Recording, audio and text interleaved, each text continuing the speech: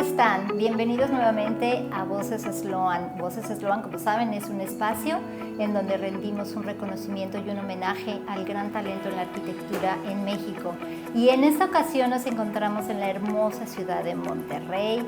Está preciosa, con mucho calor, y nos da muchísimo gusto estar en este espacio y que nos haya recibido el arquitecto Gilberto Rodríguez de GLR Arquitectos. Muchas gracias, Gilberto, por recibirnos. Es un gusto charlar contigo, que nos des estos minutos para poder conocer un poquito de tu obra, de tu trayectoria como arquitecto.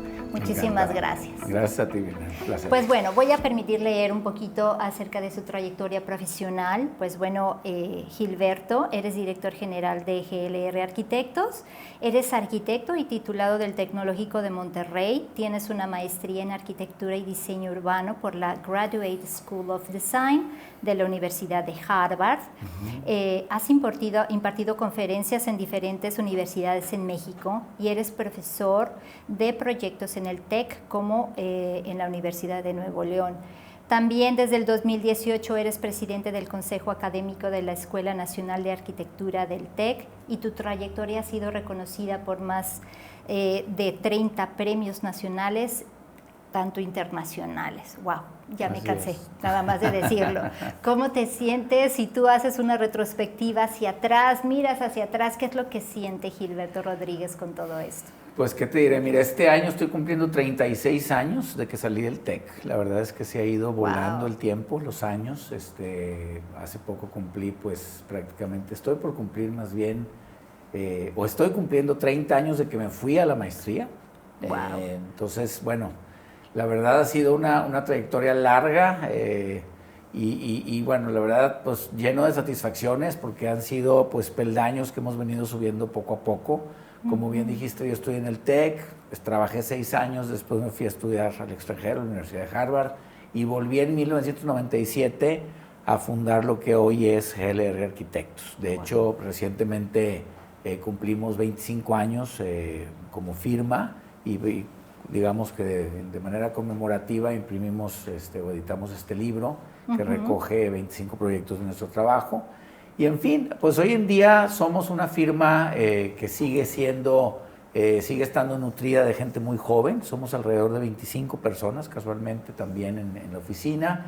Y tenemos varias áreas. La más fuerte y por la que más nos reconocen, pues, obviamente, es el área de diseño arquitectónico.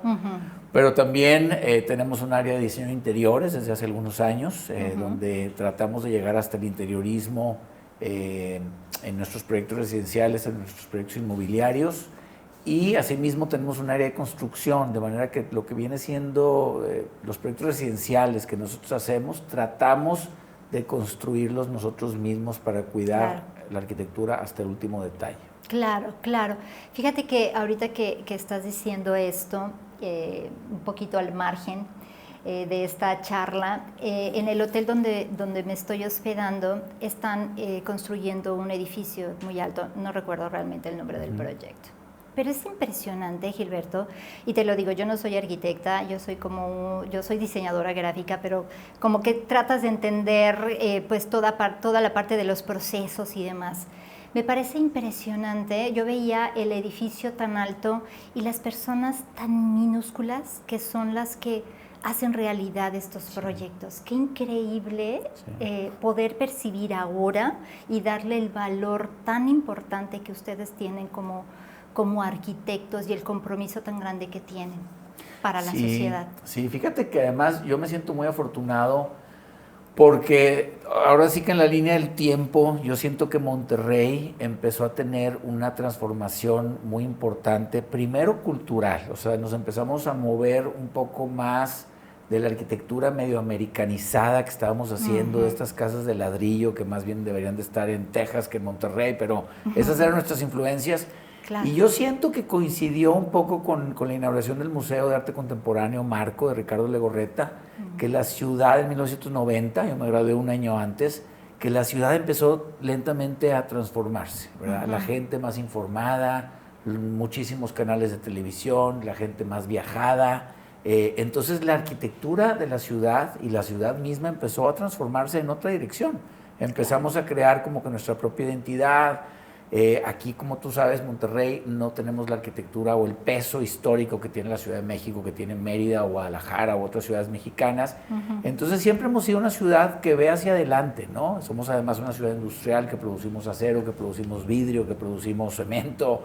Claro. Somos una ciudad muy potente en estos materiales de construcción y que siempre ha mirado hacia el futuro, ¿no? Entonces siento yo que a partir de ese año, que casualmente yo me gradué, la ciudad primero empezó a tener un cambio en la dirección de la arquitectura hacia tratar de construir su propia identidad, y digamos que 20 años después o 15 años después empezó este proceso de verticalización de la ciudad. Exacto. Todavía decía un gobernador que tuvimos hace muchos años, Alfonso Martínez Domínguez, decía que Monterrey era una ciudad chaparra. Yo creo que nunca se imaginó lo que Monterrey iba a ser 40 años después. Digo, ahorita ya nosotros estamos haciendo un edificio de 46 niveles, ya tenemos varios edificios de más de 70 niveles en Monterrey. Entonces la ciudad se ha ido transformando y afortunadamente se ha ido transformando en un sentido correcto, ¿no? Donde la arquitectura ha logrado irse construyendo tanto con arquitectos locales, mexicanos, internacionales. Hoy en día tenemos edificios de Norman Foster en Monterrey, de Tadao Ando, de César Pelli. Entonces todo eso ha venido construyendo una cultura arquitectónica genuina, que ya la puedes ver como una realidad. Definitivamente. Y no sé, ahorita que tú comentaste de estas edificaciones altas que son construcciones verticales, es una tendencia porque para allá va, o sea, a todos los lugares en donde yo volteo son edificaciones verticales. Todos son edificios de usos múltiples, en donde ya los usuarios tienen todo a su alrededor, ya no se trasladan hacia otros puntos de la ciudad, todo lo tienen en un mismo lugar. Entonces, es una tendencia, obviamente va para allá la arquitectura, pero ¿pasará de moda o cómo es? No, al revés. Yo creo que, mira, creo que en Monterrey y en muchas ciudades mexicanas vivimos en una tragedia donde la gente más humilde tiene que trasladarse probablemente 2 horas en las mañanas y 2 horas en las noches para llegar a su centro de trabajo y regresar a su casa. Hay gente que consume 4 horas de su día y 30% de su salario en trasladarse. Entonces este modelo de la marcha urbana que no se termina nunca, pues ya no es sostenible. El problema de la vivienda social es muy complejo y no quisiera ni entrar en ese tema porque no estoy metido en él, pero creo que es un drama en el que vivimos. Y lo que sí te puedo decir que estos procesos de redensificación de las ciudades pues van en contra de la mancha urbana y es algo positivo, ¿verdad? Hoy en día pues alcanzan, yo te diría que de los niveles socioeconómicos medios hacia arriba, hay que trabajar mucho en la base de la comunidad, ¿verdad? De la sociedad. Pero no es un capricho. Creo que sí puede haber ciudades como Dubái donde se hacen los edificios más altos del mundo por capricho. Aquí no es el caso. Aquí realmente ya hemos cambiado, hemos evolucionado. La gente valora mucho el vivir cerca de donde sus hijos estudian, cerca de donde trabajan, y se hace la vida más eficiente. También en San Pedro, pues la seguridad pesa, ¿verdad? La gente se siente muy segura en este municipio en particular y en Monterrey, ¿verdad? Entonces eso ha ido haciendo que la gente esté dispuesta a sacrificar metros de casa y irse a metros de departamento, pero con un montón de facilidades, de amenidades. Ahora tienen ahí mismo gimnasios, albercas, etcétera. Justamente vengo ahorita de la primera piedra de un edificio que están arrancando, que es el tercer edificio que hacemos con los mismos desarrolladores. Y la verdad, vi el segundo edificio ya terminado, acabamos de traer el departamento muestra, y la verdad te da mucho gusto ver la calidad de los, digamos, de la oferta inmobiliaria, departamentos de 60 metros cuadrados, súper bien amueblados, con su alberca, su gimnasio, su salón de eventos, todo lo que la gente necesita para vivir dignamente. Y en el corazón de en este caso de la ciudad de Santa Catarina, que es una de las ciudades conurbadas de Monterrey. Entonces estamos cada vez más metidos en este proceso de redensificación y pensamos que es para bien de la ciudad y de la comunidad, ¿verdad? Me queda claro, sí, porque digo, esto mismo tema pasa en la Ciudad de México, que el trasladarnos y ocupar 2 horas o 4 horas, como tú bien dices, en el trayecto y de regreso a nuestros trabajos se vuelve una situación bien difícil. Entonces, Entonces, tener estos espacios centrificados para los usuarios, pues bueno, imagínate, es una maravilla en ciudades tan grandes o en metrópolis tan grandes como Monterrey, ¿no? Claro, así Exactamente. Yéndonos un poquito hacia atrás, es que eso es lo que me gusta de las charlas, de verdad. ¿Qué te motivó, Gilberto, para ser arquitecto? ¿Pasó algo en tu vida? ¿Qué fue lo que marcó esta decisión de ser arquitecto? Que a mí en lo personal me parece una carrera maravillosa. Sí. Fíjate que me gusta mucho que me pregunten eso porque yo sí tengo una historia para mí muy especial. Y es que cuando yo empiezo una charla con estudiantes, hace poquito me invitaron a Guatemala, fue un evento muy bonito, y siempre empiezo con la foto de un arquitecto de la Ciudad de México, probablemente hayas oído hablar de él, Enrique de la Mora y Palomar, fue uno de los padres del movimiento moderno en México. Mi abuelo Antonio Rodríguez lo trajo a Monterrey cuando se conocieron en la Ciudad de México, y mi abuelo lo trajo a Monterrey y le hizo pues su primer encargo realmente importante, que fue la Iglesia de la Purísima de Monterrey. Wow. Si no la conocen, vale la pena que la conozcan. Está cumpliendo 80 años de que fue terminada, y fue la primera iglesia moderna en todo el continente americano. En Estados Unidos no existía una iglesia moderna, ni en la Ciudad de México. Se disputan las fechas con una de Oscar Niemeyer en Brasil, pero bueno, para fines prácticos creo que fue la primera que se terminó o la primera que se consagró moderna en todo el continente. Entonces, bueno, con ese proyecto de la Mora inicia una carrera espectacular, proyectos con Félix Candela, aquí en Madrid, en fin, fue un arquitecto que a mí me marcó porque años después, 30 años después de esa iglesia, mis padres le piden que nos diseñen nuestra casa. Entonces, a mí me tocó conocerlo de cerca, tenerlo a cenar en nuestra casa varias veces, llevarlo a comer aquí en Monterrey. Era una persona muy simpática, famoso por ser muy simpático, el pelón de la Mora. Y pues cuando yo tenía 9 años dije, yo quiero ser como él. Y realmente me interesé mucho en arquitectura desde muy niño. Claro. Y a los 12 años, lo recuerdo en primero de secundaria, que dije, yo voy a estudiar arquitectura. Y nunca consideré otra profesión. Muy chiquito. Sí, muy chiquito. Porque realmente a veces uno toma las decisiones, a veces ni saliendo de la preparatoria todavía uno no tiene el conocimiento de lo que vas a estudiar. Sí. Pero tú ya lo tenías muy claro desde chiquito. Tengo hijos ya por entrar a carrera que todavía no saben qué van a estudiar. Pero a mí la vocación me llegó muy niño y realmente fue un interés muy genuino. Y bueno, también mi hermana mayor estaba estudiando arquitectura, mi tía era arquitecta, profesora de la UNAM. Entonces tenía algunas influencias, pero mi verdadero faro fue Enrique de la Mora. Qué padre, qué bonita historia. Gracias por compartirla. Gracias. Y ahorita que estás platicando de esto, se me viene a la mente de que, bueno, la arquitectura obviamente tiene una evolución y debe evolucionar. Con el tiempo, tú bien lo dices, proyectando siempre hacia el futuro, ¿no? Claro. Dentro de sus mismos proyectos en estos 25 años de la agencia, ¿cómo has visto esa evolución de la arquitectura desde que inició hasta ahorita? Obviamente debe haber cambios. Estamos hablando de que ahora los arquitectos tienen herramientas digitales de las cuales pueden hacer uso, no sé, la inteligencia artificial, que ahorita platicamos un poco de esto. ¿Cómo ha evolucionado la arquitectura en ese sentido? Bueno, yo creo que sí, la arquitectura siempre seguirá evolucionando y evoluciona en distintas direcciones al mismo tiempo, ¿verdad? O sea, en un mismo momento histórico tienes a un Frank Gehry, tienes a un Peter Zumthor y tienes a un Álvaro Siza, que a lo mejor van por 3 rutas diferentes. Yo tuve la fortuna de tener un curso justamente en Harvard de Rafael Moneo. De hecho, fue otro recuerdo muy bonito en mi vida como arquitecto, es que le dieron el premio Pritzker a mi profesor. Wow.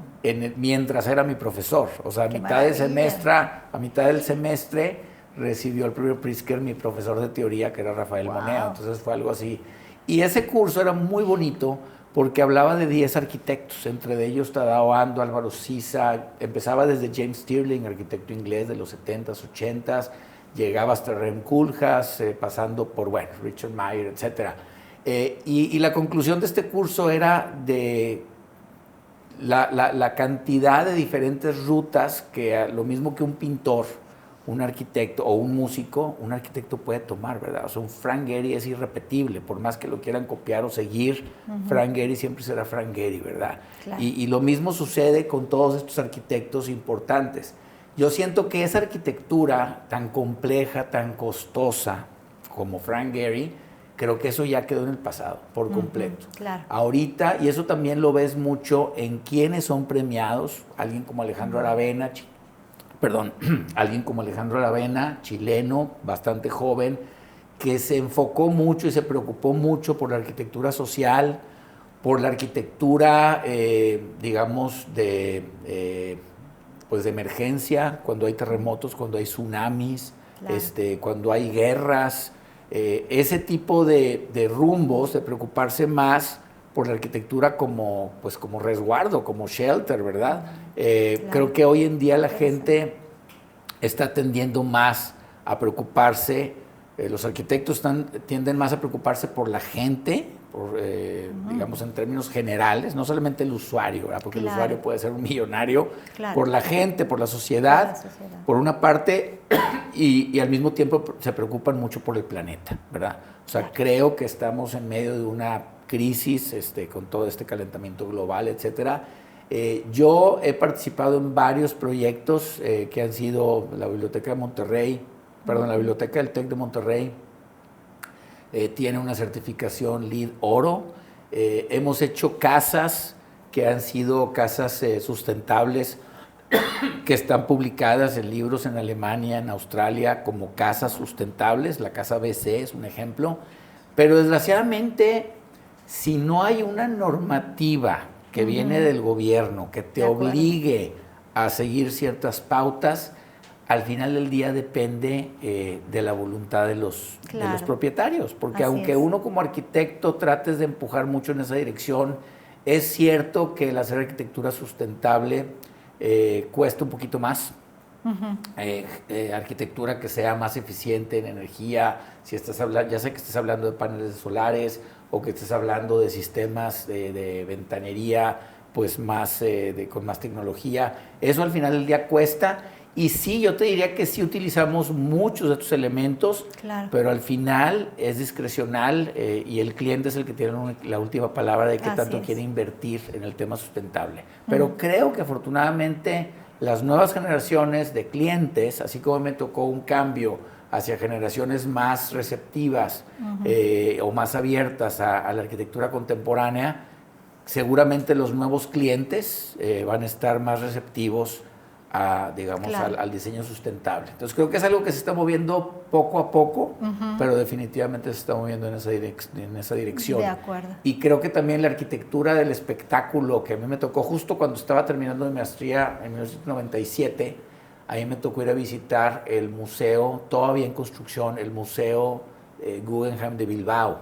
Estuvimos ahí y bueno, fue así como el antes y el después, ¿no? Nos tocó estar en la obra de Bilbao 6 meses antes de que lo inauguraran, en 1997. O sea, el mismo año que lo inauguraron estuvimos ahí unos meses antes y realmente fue así como un antes y un después.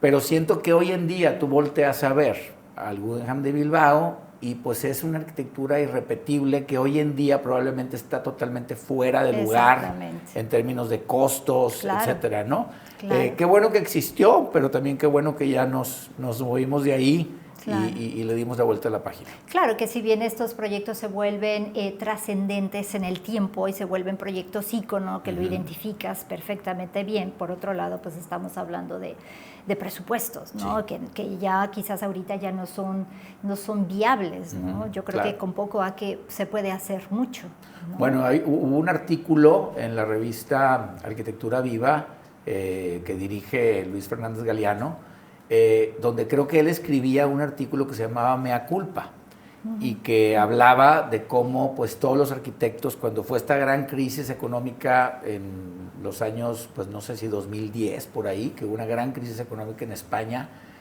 pues los arquitectos de alguna forma se sentían culpables de haber hecho una arquitectura de espectáculo, claro. Cuando en realidad lo que necesitaban era atender la vivienda y atender cosas mucho más prioritarias, ¿no? Claro, sí, creo que ya el objetivo de la arquitectura ha cambiado en ese sentido, favorablemente para bien. Así es.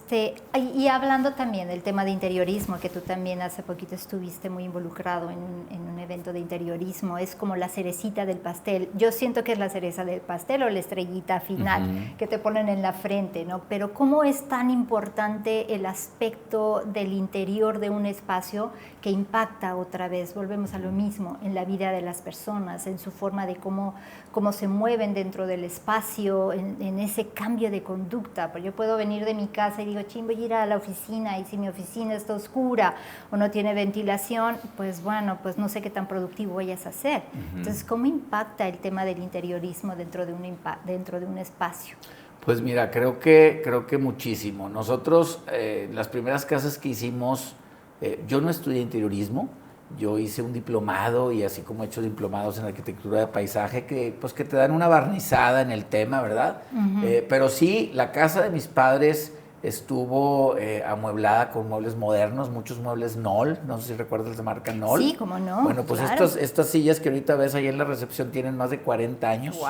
Y siguen estando en buenas condiciones. Seguimos teniendo muchos muebles de eso. Entonces, crecí con esa sensibilidad por el mobiliario de diseño, de alguna manera. Pero fue dándome cuenta cómo mis clientes iban amueblando sus casas y en algunos casos de forma muy desafortunada. Ahí andábamos tomando fotos y escondiendo cosas, ¿verdad? Para poder fotografiar. Nos dimos cuenta que realmente teníamos que meternos, ¿no? Y por ahí leí, fíjate, esto también lo cuento mucho, hay un libro que hizo Arquine, muy chiquito, que fueron una serie de entrevistas a Ricardo Legorreta antes de morir. Creo que ya estaba enfermo el arquitecto y alcanzaron a hacerle 2 de 3 entrevistas. La tercera entrevista nunca sucedió, pero esas entrevistas están resumidas en un libro pequeñito que se llama El verdadero lujo está en el espacio. Y te lo lees en una tarde, está muy bonito. Creo que lo entrevista Miquel Adrià y José Castillo. Y una de las cosas que dijo, que me identifiqué mucho con él, es que cuando él tenía 30 y tantos años, que empezó a hacer el Camino Real de Polanco, le dijeron que le iban a traer unas arquitectas de Nueva York para que lo decoraran. Okay. Y se quiso morir. Dijo, no, por favor, no hagan eso. Déjame, yo te hago de mi bolsa, yo te hago un cuarto muestra y déjame hacerte mi propuesta. Y él no hacía interiores, pero ahí dijo, yo sí hago interiores. Claro. Porque me van a empezar a llenar aquí de telas y de trapos y de cosas. Y entonces le dieron el voto de confianza para él encargarse del interiorismo del hotel. Y a partir de ahí, pues tú ves todos sus proyectos, ves las típicas sillas de Legorreta y las típicas lámparas de Legorreta, y siempre hay como un cuidado porque sea un proyecto integral. Claro. Es la palabra que estaba buscando. Ahí está. Exactamente. Okay. Cuando haces un proyecto integral, realmente no hay una distinción entre la arquitectura y el... Hemos tenido obviamente también interioristas muy buenos con los que hemos tenido, extraordinarios interioristas con los que hemos tenido la oportunidad de colaborar. Pero hemos tratado recientemente de, hasta donde tengamos la posibilidad, nosotros encargarnos del interiorismo de nuestros propios proyectos, ¿no? Y sí, efectivamente, yo lo veo como la cereza del pastel. También cuidamos mucho la parte de la arquitectura de paisaje. Tenemos 3 o 4 paisajistas, amigos de mucha confianza con quienes trabajamos, porque también si tú dejas al azar la parte de la jardinería de las casas, pues puede suceder cualquier cosa. Claro. Entonces, lo ideal es que sea una arquitectura que también se sume, una arquitectura de paisaje, perdón, que se sume al proyecto arquitectónico y otra vez se vea todo, pues de alguna manera homogéneo y como un proyecto integral. Era lo que te iba a preguntar. Digo, el interiorismo tiene que venir de la mano con el concepto exterior, con el concepto del inmueble o del proyecto que se vaya a hacer y todo tiene que ser como un engranaje, que todo embone perfecto, ¿no? Exactamente. Y fíjate que te comentaba de las casas del sorteo TEC, hemos hecho 5. La tercera la hicimos con un arquitecto muy famoso de Madrid que yo invité para hacer esta colaboración, que es el arquitecto Alberto Campo Baeza, muy reconocido en España y en el mundo, ha dado clases y conferencias en todo el mundo, pero el TEC dijo, bueno, ¿y quién se encarga del interiorismo? ¿Se pueden encargar ustedes? Yo dije, claro, nosotros lo hacemos. Entonces a partir de ahí hemos tenido la fortuna de que las 5 casas del TEC que hemos hecho han sido sold out, todas se han acabado los 350,000 boletos, que se dice fácil, pero vender 355,000 boletos no es cualquier cosa. Y ya que hicimos ese interiorismo de la casa con Campo Baeza, la cuarta y la quinta casa nos pidieron hacer un proyecto integral, arquitectura e interiorismo. Entonces, porque normalmente ellos invitan a un arquitecto y a un interiorista, pero ya nuestras últimas 3 casas, pues hemos nosotros también hecho el diseño de interiores, ¿no? Qué maravilla. Y definitivamente el resultado, pues te deja mucho más satisfecho porque es tu trabajo de una manera integral, ya redondo, ¿no? Claro, y aparte es el sello, ¿no? Que te distingue como firma de arquitectura, como... ¿no? Exactamente. Perfecto. A ver, platícanos de este libro, Gilberto, que tenemos aquí, celebrando los 25 años de arquitectura. Sí, pues es un libro que tuvimos la fortuna que Arquine accedió a publicar. Nosotros empezamos haciendo algo así un poco casero, como una especie de brochure conmemorativo, que fue creciendo en tamaño, cada vez un poco más ambicioso, ¿verdad? Pero era algo que íbamos a diseñar aquí in-house, luego le pedimos a un diseñador gráfico, luego empecé a recopilar textos, estuve en Madrid y le pedí a Campo Baeza un texto y me hizo un texto muy bonito, y luego le pedí otro texto a Augusto Quijano, un arquitecto de Mérida muy reconocido, gran amigo, muy querido. Y él fue el primero que me dijo, bueno, pero ¿por qué lo vas a imprimir tú? Acércate con Arquine. Y bueno, fue un gran consejo. También invitamos a Elías Rizo a que nos hiciera un texto. Entonces él también ya tenía un libro con Arquine, lo mismo que Augusto Quijano ya tiene un libro con Arquine. Entonces de una manera muy natural ya teníamos como un borrador, ya teníamos 3 textos de 3 grandes arquitectos amigos. Y muy rápido redondeamos, nos pusimos un deadline de tenerlo para la Navidad. Wow, y metimos acelerador, incluso aquí hubo unos días que nos pusimos toda la oficina, paramos actividades para dibujar las plantas y los cortes de los proyectos que iban a salir, que son 25 proyectos por los 25 años, y logramos en tiempo récord tenerlo en nuestras manos. Qué padre, pues muchas felicidades, maravilloso libro. Y espero que sean muchos años más todavía. Muchas gracias, qué amable. Bien. Vamos cerrando un poquito ya la conversación. Me encantaría, de verdad, y poder hacer una segunda parte de esto. Pero ahorita que hablas que se pusieron a trabajar en los planos y todo esto, ¿cómo ves la evolución tecnológica en la arquitectura? El desarrollo ahora con la inteligencia artificial, que uno le da ahí unos datos, información y ya te genera un proyecto. ¿Qué piensas respecto a estas tecnologías nuevas con respecto a lo que se hacía antes, que todo tiene su encanto y todo sirve para algo, ¿no? Claro. Mira, yo estudié todavía sin AutoCAD. A mí me tocó dibujar en tinta china. O sea, así me gradué, pero justo graduándome en el 89, en el 90 empecé mi primera casa Elizondo, y ahí justamente en esos años tomé mi curso de AutoCAD, compré mi primera, o sea, coincidió que me gradué e inmediatamente me subí al tren del AutoCAD. Y entonces de alguna manera me puse al día con la tecnología. Y bueno, te diría que los chicos y chicas que han venido colaborando con nosotros y que hemos tenido más de 100 colaboradores que han pasado por aquí, después se van a estudiar maestrías o después se van y se independizan. Claro.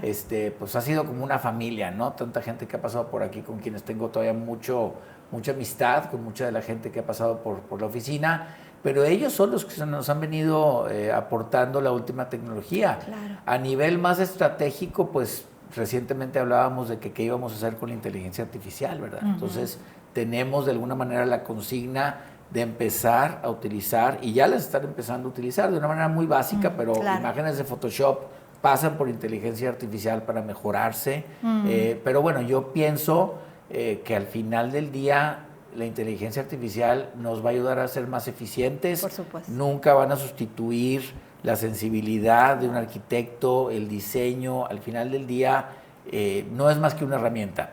Pero debo decir que gracias a la gente joven que se integra con nuestro equipo, es que siempre estamos, digamos que como punta de lanza con todas las nuevas tecnologías, y siempre hemos estado al día, creo yo, como cualquier firma a nivel mundial. Claro, y hay que hacerle caso a las nuevas generaciones, definitivamente. Por supuesto, ¿no? Por supuesto. Y nos nutrimos, fíjate que nosotros tenemos un programa de practicantes, o sea, siempre entran aquí 2, 3, 4 chicos que están haciendo prácticas profesionales en la universidad.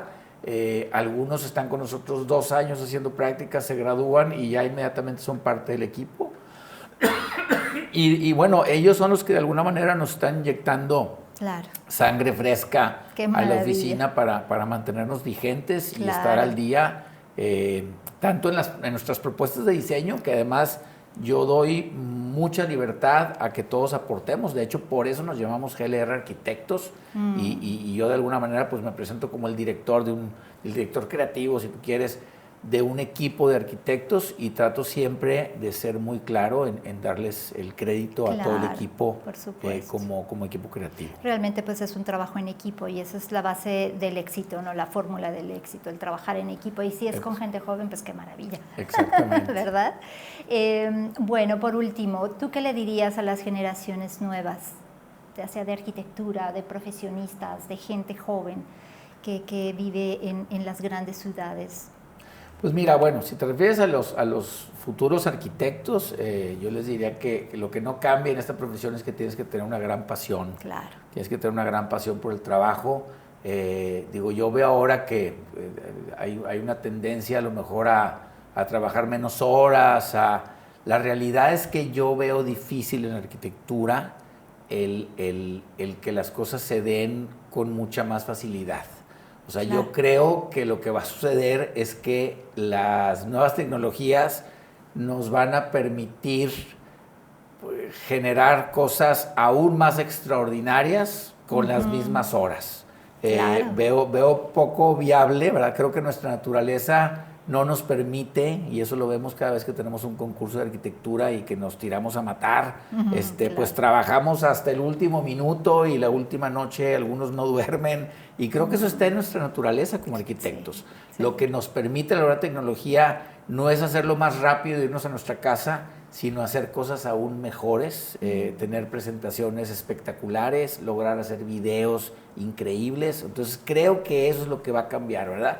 Si no tienes la pasión para ser arquitecto, creo que debes de elegir otra profesión. Claro. O debes de entender que puedes ser arquitecto en otros caminos, ¿verdad? Puedes ser un project manager, puedes ser constructor, puedes ser diseñador de interiores. O sea, hay muchas rutas, pero si te quieres ir por la ruta de la arquitectura pura y dura, pues creo que tienes que tener una pasión y una vocación, y que eso no cambia, ¿no? Claro. Y a los arquitectos jóvenes yo les diría lo que muchos dicen, que es, hay dos cosas que nunca debes dejar de hacer, ¿verdad? Una es leer y la otra es viajar. Claro, viajar a donde puedas, pero empieza por la Ciudad de México, ¿verdad? Claro. El tema del presupuesto creo que no debe ser una excusa. Creo que cualquier estudiante de arquitectura puede llegar a la Ciudad de México, y simplemente en la Ciudad de México es una cantidad de edificios que puedes visitar, claro. Porque la arquitectura hay que vivirla, sentirla de primera mano. Claro. No todo pueden ser fotos, ni libros, ni Instagram. Tienes que estar en los espacios y te vas a dar cuenta que hay arquitectura que realmente te emociona, te mueve, ¿no? Y ahí empiezas a entender lo que es la verdadera arquitectura. Claro, exactamente. ¿Verdad? Siempre estarte preparando, ¿no? Exactamente. Muy bien. Y por último, ¿cómo se define Gilberto Rodríguez? ¿Cómo te describirías, Gilberto? Pues mira, yo me considero muy afortunado. Me considero pues que he tenido muchas oportunidades y estoy muy agradecido por las oportunidades que he tenido para desarrollarme. Y al mismo tiempo me siento muy pues, bendecido en el sentido de que he podido equilibrar mi profesión con mi familia, con mi vida personal. He tratado de guardar también un cierto equilibrio en ello. Y bueno, pues me considero un arquitecto que ha tenido cierto éxito en este ámbito, no. Pero al final del día pues no he tenido que sacrificar mi vida personal, y he logrado rodearme de gente talentosa y de alguna manera hacer equipo. Claro. Y hemos hecho cosas muy bonitas, y bueno, yo me veo trabajando, yo no me veo retirándome nunca. Qué padre, ¿no? Y aparte yo agregaría de que el ingrediente pasión y amor se ve, pero luego, en cómo hablas, cómo platicas de tus proyectos, de la arquitectura como tal, creo que esos son los ingredientes principales para hacer lo que te gusta hacer y ser feliz y exitoso, porque creo que esa es la palabra felicidad, es hacer lo que tú haces. Exactamente, ¿no? claro. Con gusto. Claro. Pues muchísimas gracias. Y que tu profesión no se coma tu vida, ¿verdad? Creo que hay que encontrar un equilibrio en la profesión y la vida Eso es personal. importante, la familia también lo es. Exacto. Pues muchísimas gracias. Esperemos poder platicar en una segunda ocasión y te agradecemos muchísimo tu tiempo, Gilberto, muchas felicidades, ojalá sean 50 años más todavía. Y te agradecemos mucho tu tiempo. Este es un homenaje para su gran talento. La carrera y la profesión de la arquitectura es maravillosa y es homenajearlos de esta forma. Qué amable. Muchísimas gracias, Vilma. Muchas gracias, Gilberto. Gracias a Gracias. ti y pues nosotros nos vemos en la siguiente.